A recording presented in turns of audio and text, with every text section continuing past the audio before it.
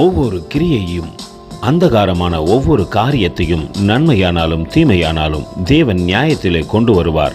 பிரசங்கி 12:14. அன்பின் தேவ பிள்ளைகளே, நிச்சயமாய் தேவன் நியாயத்திலே எல்லாவற்றையும் கொண்டு வருவார். தாவீது செய்த அக்கிரமத்தை ஒருவரும் பார்க்கவில்லை என்று தாவீது நினைத்திருக்கலாம்.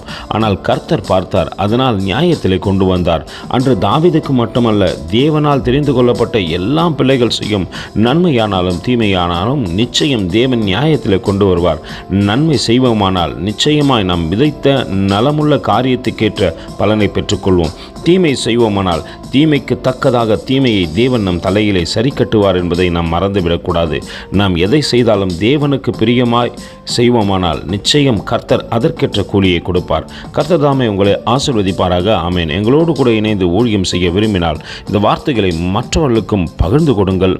இது ராஜ்யத்தின் சுவிசேஷம்.